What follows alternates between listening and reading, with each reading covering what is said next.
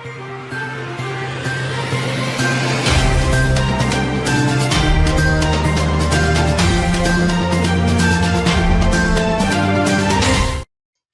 முக்கிய நிகழ்வுகள். விமான நிலைய விரிவாக்கத்தின் மூலம் சுற்றுலா, தொழில்துறை வளர்ச்சி பெறும் ஆளுநர் கைலாஷ்நாதன் பேச்சு. சிறுமியை கடத்தி சென்று ஓரின சேர்க்கையில் ஈடுபட்ட இளம் பெண்ணுக்கு 10 ஆண்டுகள் சிறை தண்டனை. காரைக்கால் போக்சோ நீதிமன்றம் அதிரடி தீர்ப்பு. 27ஆம் தேதி நடைபெற உள்ளது உலக புகழ்பெற்ற மாங்கனி திருவிழா. ஏற்பாடுகளை நேரில் பார்வையிட்ட அமைச்சர் ராஜசேகரன். காரைக்காலில் 16 வயது சிறுமியை கடத்தி சென்று ஓரின சேர்க்கையில் ஈடுபட்ட இளம்பெண்ணுக்கு 10 ஆண்டுகள் சிறை தண்டனை, 20,000 ரூபாய் அபராதம். உடந்தையாக இருந்து பாலியல் சீண்டலில் ஈடுபட்டவருக்கு 4 ஆண்டு சிறை, 10,000 ரூபாய் அபராதம். காரைக்கால் போக்சோ நீதிமன்றம் நீதிபதி மோகன் அதிரடி தீர்ப்பு. காரைக்காலில் கடந்த 2019ஆம் ஆண்டு 16 வயது சிறுமி மாயமானதாக நகர காவல் நிலையத்திற்கு புகார் தெரிவிக்கப்பட்டது. புகார் அடிப்படையில் விசாரணை மேற்கொண்டதில் கோட்டுச்சேரி ஜீவா நகர் பகுதியைச் சேர்ந்த கலை அமுது 26 வயது பெண்மணி சிறுமியுடன் நெருங்கி பழகி வந்ததும், அதனை ஆசை வார்த்தை கூறி ஓரின சேர்க்கையில் ஈடுபட்டு சென்னையில் அழைத்துக் கொண்டு சென்றதும் தெரியவந்ததை அடுத்து அப்போதைய போலீசார் சிறுமியை மீட்டு விசாரணையில் கலை அமுது திருமணம் செய்து கொள்வதாக அழைத்து சென்று ஓரின சேர்க்கையில் ஈடுபட்டது தெரியவந்தது. இதனை அறிந்து அங்கு தங்கியிருந்து காரைக்கால் லெமர் வீதியை சேர்ந்த கணேசன் உடந்தையாக இருந்து இவர்கள் இருவருடைய ஓரின சேர்க்கை அறிந்து கொண்டு இதனை வைத்து சிறுமியை மிரட்டி பாலியல் சீண்டலில் ஈடுபட்டதும் விசாரணையில் தெரியவந்ததை அடுத்து இருவரையும் போக்சோ வழக்கில் கைது செய்யப்பட்ட சம்பவத்தில் இன்று காரைக்கால் மாவட்ட நீதிமன்றத்தில் விசாரணை முடிவு பெற்று நீதிபதி மோகன் தீர்ப்பு வழங்கினார். இதில் கலை அமுதுவுக்கு 10 ஆண்டுகள் சிறை தண்டனை, 20,000 ரூபாய் அபராதம் விதிக்கப்பட்டது. அதேபோல கணேசனுக்கு 4 வருடம் சிறை தண்டனையும் 10,000 ரூபாய் அபராதமும் விதிக்கப்பட்டது. பின்னர் இருவரையும் புதுச்சேரி அழைத்து சென்று கலை அமுது மகளிர் சிறையில் அடைக்கப்பட்டார். இதேபோல கணேசன் காலாப்பட்டு சிறையில் அடைக்கப்பட்டார். சிறுமியை ஓரின சேர்க்கையில் ஈடுபட்ட இளம்பெண்ணுக்கு சிறை தண்டனை தீர்ப்பு விதிக்கப்பட்டது பரபரப்பை ஏற்படுத்தியுள்ளது.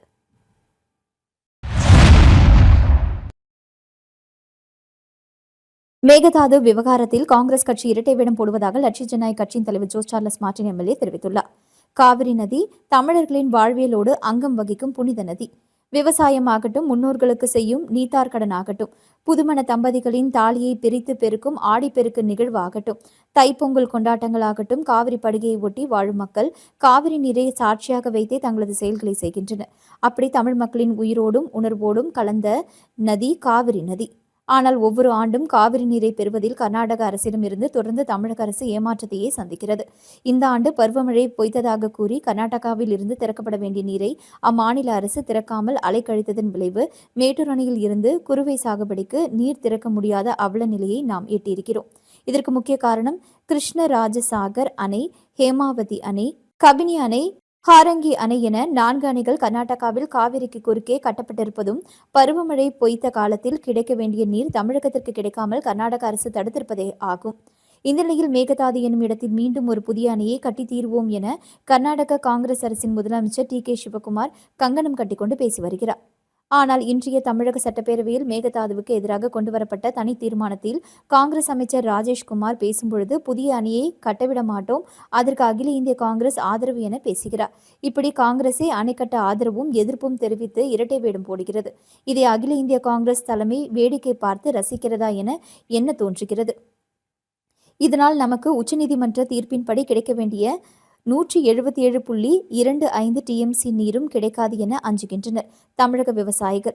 காவிரி நதி நீர் பங்கீட்டில் தமிழகத்தில் ஒரு நிலைப்பாடும் கர்நாடகாவில் ஒரு நிலைப்பாடும் எடுக்க வைத்து வாக்கு அரசியலுக்காக பச்சை நாடகம் போடுகிறது காங்கிரஸ். காவிரி நதிநீர் விஷயத்தில் காங்கிரசின் இரட்டை வேடம் தமிழகம் மற்றும் புதுச்சேரி மக்கள் நிச்சயம் தோலுரிப்பார்கள். விவசாயிகள் அறச்சீற்றம் கொள்வார்கள். விவசாயிகளின் வயிற்றில் அடிக்கும் எந்த ஒரு அரசும் நிலைக்காது என்பதை காலம் உணர்த்தியே தீரும் என தெரிவித்துள்ளார்.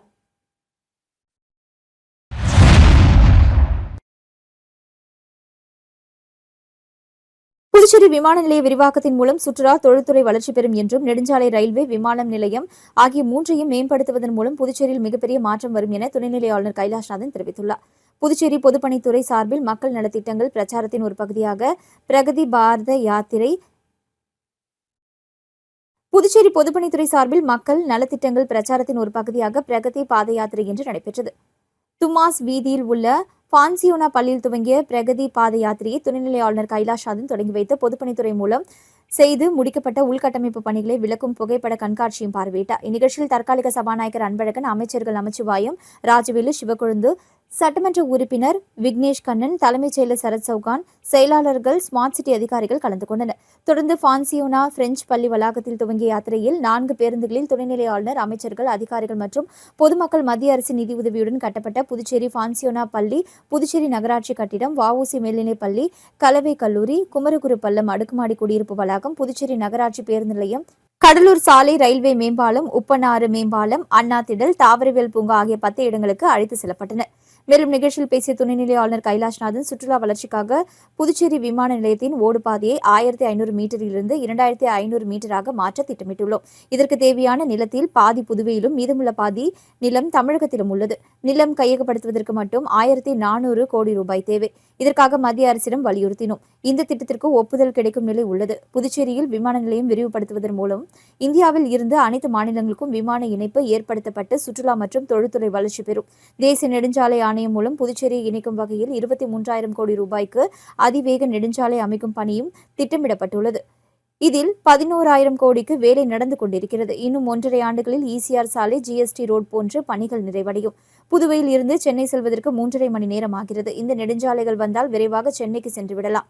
புதுச்சேரியிலிருந்து பெங்களூருக்கு 3 மணி நேரத்தில் சென்று விடலாம். இத்திட்டங்கள் மாநில அரசு நிதியில் இருந்து செய்யவில்லை, மத்திய அரசின் நிதியில் இருந்து செய்யப்படுகிறது. புதுச்சேரி ரயில் நிலைய மேம்பாட்டு பணிகளும் நடைபெற்று வருகிறது. நெடுஞ்சாலை, ரயில்வே, விமான நிலையம் ஆகிய 3ஐயும் மேம்படுத்துவதன் மூலம் புதுச்சேரியில் மிகப்பெரிய மாற்றம் வரும். மத்திய அரசின் நிதி உதவியோடு புதுச்சேரியில் உள்ள 78 ஏரிகள், குளங்கள் சீரமைக்கப்பட்டு நிலத்தடி நீர் பாதுகாக்க நடவடிக்கை எடுக்கப்பட்டுள்ளது என தெரிவித்துள்ளார்.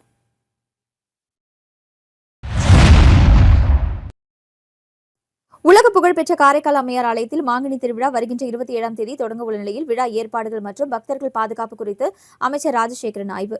காரைக்கால் மாவட்டத்தில் உள்ள உலக புகழ்பெற்ற காரைக்கால் அம்மையார் ஆலயத்தில் காரைக்கால் அம்மையாரின் வாழ்க்கை வரலாற்றை நினைவு கூறும் வகையில் நடைபெறும் மாங்கனி திருவிழா வருகின்ற 27ஆம் தேதி மாலை மாப்பிளை அழைப்பு நிகழ்ச்சியுடன் தொடங்குகிறது. முக்கிய நிகழ்ச்சிகளாக 28ஆம் தேதி காலை காரைக்கால் அம்மையார் திருக்கல்யாணம், 29ஆம் தேதி சிவபெருமான் பிச்சாடன மூர்த்தியாக வலம் வரும்பொழுது மாங்கனி வீசி பக்தர்கள் வழிபடும் நிகழ்ச்சியும் நடைபெற உள்ளது. இந்த நிலையில் மாங்கனி திருவிழா முன்னேற்பாடுகள் மற்றும் பக்தர்கள் பாதுகாப்பு ஏற்பாடுகள் குறித்து இன்று புதுச்சேரி மாநில அமைச்சர் ராஜசேகரன் தலைமையில் சட்டப்பேரவை எதிர்க்கட்சித் தலைவர் நாஜிம், சட்டமன்ற உறுப்பினர்கள் மீனாட்சி சுந்தரம், விக்னேஷ் முன்னிலையில் காரைக்கால் அம்மையார் ஆலயத்தில் ஆய்வு மேற்கொண்டனர். அப்பொழுது மாங்கனி திருவிழாவில் பங்கேற்பதற்காக காரைக்கால் அம்மையார் ஆலயத்திற்கு வருகின்ற பக்தர்களுக்கு செய்யப்பட்டுள்ள பாதுகாப்பு ஏற்பாடுகள் மற்றும் அவர்களுக்கு தேவையான அடிப்படை வசதிகள் குறித்து ஆய்வு செய்து கோவில் நிர்வாக அதிகாரிகளுடன் ஆலோசனை மேற்கொண்டனர். மேலும் பக்தர்களுக்கு தேவையான குடிநீர் உள்ளிட்ட பல்வேறு அடிப்படை வசதிகளை செய்து தர கோவில் நிர்வாக அதிகாரிகளுக்கு அமைச்சர் ராஜசேகரன் அறிவுறுத்தினார். விளம்பர இடைவேளைக்கு பிறகு செய்திகள் தொடரும்.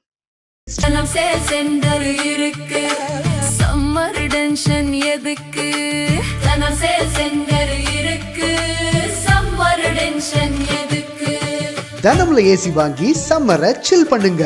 தனம் சேல் சென்டர், காமராஜ் சாலை, பாண்டிச்சேரி. செய்திகள் தொடர்கின்றன. காரைக்காலில் பிரகதி பாத யாத்திரை, விகாஸ் யாத்திரை உற்சாகமாக நடைபெற்றது. இதனை புதுச்சேரி அமைச்சர் GNS ராஜசேகரன் கொடியசைத்து துவக்கி வைத்தார். மத்திய அரசின் மக்கள் நலத் திட்டங்கள் மற்றும் வளர்ச்சி சாதனைகளை மக்களிடம் கொண்டு செல்லும் நோக்கில் காரைக்காலில் இன்று பிரகதி பாத யாத்திரை, விகாஸ் யாத்திரை உற்சாகமாக நடைபெற்றது. மேலும் சமீபத்தில் புதுச்சேரி மாநில அமைச்சராக பதவியேற்ற GNS ராஜசேகரன் காரைக்காலுக்கு வருகை தந்தார். அவரை காரைக்கால் மாவட்ட ஆட்சியர் இஷிதா ராட்டி மற்றும் மாவட்ட துணை ஆட்சியர் பூஜா ஆகியோர் சால்வை அணிவித்து வரவேற்றனர். அப்பொழுது இருவரும் அமைச்சர் GNS ராஜசேகரன் மத்திய அரசின் 12 ஆண்டு கால சாதனைகள் குறித்து புத்தகங்களை வழங்கினார். இதனைத் தொடர்ந்து மாவட்ட ஆட்சியர் அலுவலகம் அருகே தொடங்கிய யாத்திரையில் பொதுப்பணித்துறை மற்றும் உள்ளாட்சித்துறை ஊழியர்கள் ஏராளமானோர் பங்கேற்றனர். மத்திய அரசின் மக்கள் நலத்திட்டங்கள், வளர்ச்சிப் பணிகள் மற்றும் புதுச்சேரி மாநிலத்திற்கு வழங்கப்பட்டுள்ள பல்வேறு நலத்திட்டங்கள் குறித்து விழிப்புணர்வை ஏற்படுத்தும் வகையில் பேரணி நடைபெற்றது. இந்நிகழ்ச்சியை புதுச்சேரி மாநில அமைச்சர் GNS ராஜசேகரன், சட்டமன்ற உறுப்பினர்கள் மீனாட்சி சுந்தரம், விக்னேஸ்வரன் ஆகியோர் கொடியசைத்து துவக்கி வைத்தனர். இந்நிகழ்ச்சியில் காரைக்கால் மாவட்ட ஆட்சியர் இஷிதா ராட்டி மற்றும் மாவட்ட துணை ஆட்சியர் பூஜா, பொதுப்பணித்துறை மற்றும் உள்ளாட்சித்துறை அதிகாரிகள் மற்றும் ஊழியர்கள் கலந்து கொண்டனர். இந்த யாத்திரை மாவட்ட ஆட்சியர் அலுவலகத்தில் தொடங்கி பாரதியார் சாலை, கென்னடியார் சாலை, மாதா கோவில் வழியாக சென்று மாவட்ட ஆட்சியர் அலுவலகத்தில் நிறைவு பெற்றது. மத்திய அரசின் மக்கள் நல திட்டங்கள் மற்றும் வளர்ச்சி சாதனைகள் அடங்கிய பதாகைகளை தாங்கிய வாகனத்தை தொடர்ந்து 100க்கும் மேற்பட்ட பொதுப்பணித்துறை மற்றும் உள்ளாட்சித்துறை ஊழியர்கள் யாத்திரையில் பங்கேற்றனர். விபத்தில் இருந்த தனியார் கம்பெனி ஊழியர் குடும்பத்திற்கு இழப்பீடு கோரி உறவினர்கள் சவ ஊர்வல வாகனத்தை சாலையின் குறுக்கே நிறுத்தி மறியலில் ஈடுபட்டார்கள். அப்பொழுது போலீசார் தடியடி நடத்தியதால் வழுதாவூர் சாலையில் போக்குவரத்து பாதித்தது. புதுச்சேரி சொக்கநாதன்பேட்டை விநாயகர் கோவில் வீதியைச் சேர்ந்தவர் இதயகிரி. மேட்டுப்பாளையத்தில் உள்ள தனியார் கம்பெனி ஊழியர். இவரது மனைவி நிவேதா கர்ப்பிணி. 1 வயதில் பெண் குழந்தையும் உள்ளது. இதயகிரி கம்பெனியில் இரவு பணியை முடித்துவிட்டு நேற்று முன்தினம் காலை பைக்கில் வீட்டிற்கு புறப்பட்டார். மேட்டுப்பாளையம் கனரக வாகன முனையம் அருகே பைக் வேகத்தடையில் ஏறிய பொழுது அவருக்கு பின்னால் வந்த தனியார் குப்பை அள்ளும் மினி வேன் மோதியது. இதில் படுகாயமடைந்த இதயகிரி ஜிப்மரில் அனுமதிக்கப்பட்டு சிகிச்சை பலனின்றி இறந்தார். இதுகுறித்து வடக்கு போக்குவரத்து போலீசார் வழக்கு பதிந்து விசாரித்து வருகின்றனர். இந்த நிலையில் நேற்று மதியம் இதயகிரியின் உடலை அடக்கம் செய்வதற்காக வீட்டிலிருந்து இறுதி ஊர்வலம் புறப்பட்டது. வழுதாவூர் சாலை சண்முகாபுரத்தில் அவரது உறவினர்கள் மற்றும் பொதுமக்கள் இதயகிரியின் குடும்பத்திற்கு இழப்பீடு கோரி சவ ஊர்வல வாகனத்தை நிறுத்தி மறியலில் ஈடுபட்டனர். தகவலறிந்த டி நகர் சப் இன்ஸ்பெக்டர் ராஜன் மற்றும் போலீசார் சம்பவ இடத்திற்கு விரைந்து வந்து மறியலில் ஈடுபட்டவர்களை தடியடி நடத்தி கலைக்க முயன்றனர். அதில் ஆத்திரமடைந்த பொதுமக்கள் போலீசாருடன் வாக்குவாதம் செய்ததால் தள்ளுமுள்ளி ஏற்பட்டது. சம்பவ இடத்திற்கு வந்த எஸ்பி வம்சிதர் ரெட்டி, இன்ஸ்பெக்டர் நாகராஜன் மறியலில் ஈடுபட்டோரிடம் பேச்சுவார்த்தை நடத்தினார். அப்பொழுது பொதுமக்கள் இதயகிரி குடும்பத்திற்கு இழப்பீடு, அவரது மனைவிக்கு வேலை வழங்க வேண்டும் என்றனர். அதற்கு எஸ்பி விபத்து ஏற்படுத்திய குப்பை அள்ளும் நிறுவனத்திடம் பேசி இழப்பீடு வழங்க நடவடிக்கை எடுப்பதாக உறுதியளித்தனர். இதையேற்று மறியலை கைவிட்டு இதயகிரி உடலை மயானத்திற்கு கொண்டு சென்று அடக்கம் செய்தனர். அதன் பிறகு வழுதாவூர் சாலையில் போக்குவரத்து இயல்பு நிலைக்கு திரும்பியது. இறந்த வாலிபர் உடலுடன் சாலை மறியல் போராட்டம் நடத்தியவர்கள் மீது போலீசார் தடியடி நடத்திய சம்பவத்தால் வழுதாவூர் சாலையில் 1.5 மணி நேரத்திற்கு மேலாக போக்குவரத்து பாதித்தது.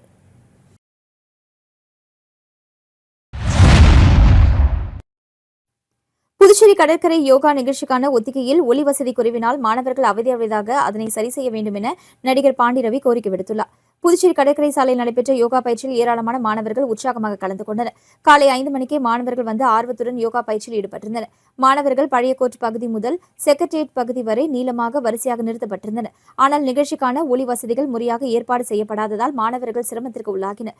குறிப்பாக ஸ்பீக்கர்கள் காந்தி சிலை அருகில் மட்டுமே வைக்கப்பட்டிருந்ததால் தூரத்தில் இருந்த மாணவர்களுக்கு பயிற்சியாளர்களின் வழிகாட்டுதல் தெளிவாக கேட்கவில்லை. இதனால் பல மாணவர்கள் அருகில் இருந்தவர்களின் செயல்பாடுகளை பார்த்து பின்பற்ற வேண்டிய அவல நிலை ஏற்பட்டது. மேலும் சரியான ஒலி இல்லாத காரணத்தினால் யோகா பயிற்சியின் நேரம் மற்றும் ஒழுங்கு பாதிக்கப்பட்டதாகவும் கூறப்படுகிறது. இந்த நிலையில் மாணவர்களின் நலனை கருத்தில் கொண்டு தேவையான ஒலி வசதிகள் அனைத்து பகுதிகளுக்கும் ஏற்பாடு செய்ய நிகழ்ச்சி ஏற்பாளர்கள் உடனடியாக நடவடிக்கை எடுக்க வேண்டும் என்று திரைப்பட நடிகரும் சமூக சேவகருமான பாண்டி ரவி கோரிக்கை விடுத்துள்ளார். புதிய அமைச்சர்களுக்கு பாஜக மாநில நிர்வாகி செந்தில்குமரன் வாழ்த்து. புதுச்சேரியில் புதியதாக பதவியேற்றுள்ள அமைச்சர்களை முத்தியால்பேட்டை தொகுதியைச் சேர்ந்த பாஜக மாநில நிர்வாகி செந்தில்குமரன் நேரில் சந்தித்து வாழ்த்து தெரிவித்தார். அப்பொழுது அமைச்சர்களுக்கு பூங்கொத்து வழங்கி பொன்னாடை அணிவித்து தனது வாழ்த்துக்களை தெரிவித்தார். தொடர்ந்து அமைச்சர்கள் GNS ராஜசேகரன், ராஜ்வேலு, சிவக்கொழுந்து ஆகியோரை நேரடியாக சந்தித்து மக்கள் நலப் பணியில் சிறப்பாக செயல்பட்டு புதுச்சேரி மாநில வளர்ச்சிக்காக பாடுபட வேண்டும் என வாழ்த்து கூறினார். இந்நிகழ்ச்சியில் பாஜக நிர்வாகிகள் மற்றும் கட்சி நிர்வாகிகள் பலர் உடனிருந்தனர். அவர்களுக்கும் அமைச்சர்களுக்கு வாழ்த்துக்கள் தெரிவித்து புதிய பொறுப்பில் சிறப்பாக செயல்பட வாழ்த்துக்களை தெரிவித்தனர்.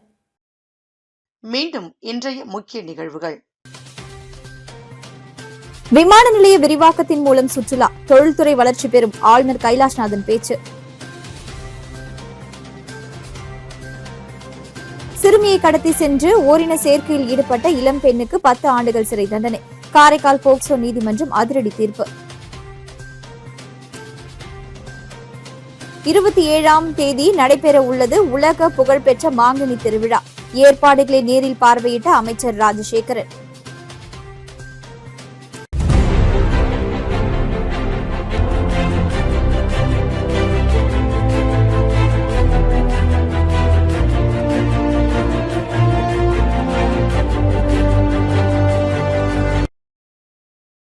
செய்திகளை உடனுக்குடன் தெரிந்து கொள்ள மெட்ரோ யூடியூப் சேனலை சப்ஸ்கிரைப் செய்யவும்.